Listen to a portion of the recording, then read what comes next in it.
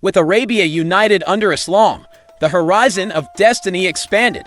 Beyond the sands lay two mighty giants: the Persian Empire in the east, with its palaces of gold and proud kings, and the Byzantine Empire in the west, with its disciplined legions and ancient cities. For centuries, these empires had crushed tribes, ruled nations, and mocked the desert Arabs as too small to matter. But now, under Abu Bakr's command, the Muslims marched forward, and leading them was Khalid ibn al-Waleed, the sword of Allah, tested in fire, sharpened by battle, and ready to face empires. Khalid's first test came against the Persians. Their armies outnumbered the Muslims many times over, armed with armor and elephants that shook the ground as they advanced. But Khalid's mind was sharper than steel. At every clash, he studied the terrain, struck where the enemy was weakest, and used speed as his greatest weapon. His men moved like shadows, appearing and disappearing with precision. Persian generals could not predict his maneuvers. And again, their vast armies broke before his smaller but disciplined forces. At the Battle of Chains, the Persians tied their soldiers together with iron shackles so none could flee. To them, it was discipline. To Khalid, it was disaster waiting to happen.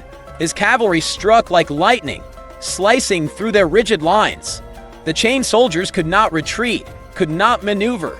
They fell in waves, trapped by their own bonds. By the end of the day, the battlefield was littered with broken chains and fallen warriors. The message was clear: the sword of Allah could not be stopped. Word spread quickly. Persian commanders whispered of a desert warrior whose speed and strategy defied logic. Soldiers trembled when they heard his name. To the Muslims, he was reassurance, a commander whose presence meant certain victory. To his enemies, he was a storm, unpredictable, unstoppable, and terrifying. The man once unknown outside Arabia was now becoming a nightmare in the halls of empires. After victory in Persia, Abu Bakr redirected Khalid to Syria, where the Byzantine Empire threatened the Muslims. It was a land of fortified cities, mighty legions, and ancient power. Khalid's march across the desert to Syria became legendary, a grueling journey across scorching sands with little water. Yet his men endured, driven by faith and their commander's iron resolve. When they emerged, weary but unbroken, the Byzantines were shocked. The desert had not stopped the sword of Allah. It had carried him to their doorstep.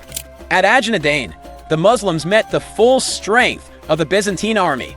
Thousands upon thousands stood in glittering armor, confident in their discipline and power. But Khalid turned their strength against them. With swift cavalry strikes, relentless pressure, and tactical brilliance, he broke their formations and shattered their morale. The Byzantines, who once mocked the desert warriors, now fled in defeat. Syria was opening before Islam, and Khalid was the sword that carved the way. The jewel of Syria was Damascus, a city of walls and wealth. Khalid surrounded it, cutting off supplies and escape. The siege dragged on, but Khalid's patience was as sharp as his sword. Finally, through daring maneuvers, his forces breached the defenses. The city surrendered, not to destruction, but to a promise of safety under Islamic rule. For the people of Damascus, it was the beginning of a new chapter. For Khalid, it was proof that his victories were not just about conquest, but about justice and discipline. But the true test came at Yarmouk. The Byzantine Empire, desperate to crush Islam once and for all, gathered a massive army said to number over 100,000. Against them stood barely 30,000 Muslims. Outnumbered more than 3 to 1, the odds were impossible. Yet in the camp of the believers, there was no fear, because Khalid ibn al-Waleed commanded them. He rode through the ranks, reminding his soldiers that paradise lay before them, and that no number could defeat those who carried truth in their hearts. The Battle of Yarmouk raged for 6 long days. Waves of Byzantine cavalry charged, but Khalid's formations absorbed them, only to strike back with precision. His cavalry circled, his infantry held firm, and his strategies flowed like water, adapting to every move of the enemy. The Byzantines fought with desperation, but Khalid's men fought with faith. By the final day, the Byzantine army broke, fleeing in chaos. leaving behind a shattered dream of victory. Yarmouk was not just a battle, it was the moment that sealed Muslim control of Syria. With Yarmouk, the Byzantine threat was broken. Syria, once thought untouchable, now lay firmly in Muslim hands. Yet Khalid did not boast, did not seek glory for himself.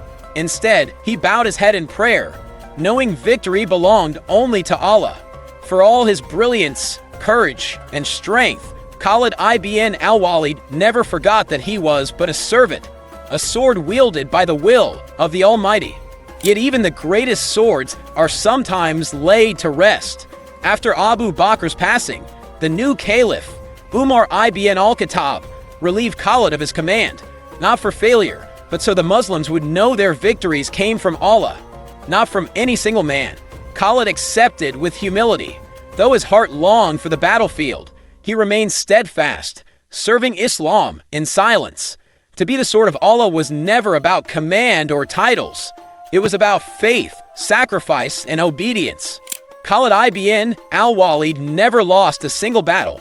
From Arabia to Persia to Byzantium, he faced overwhelming odds and emerged victorious.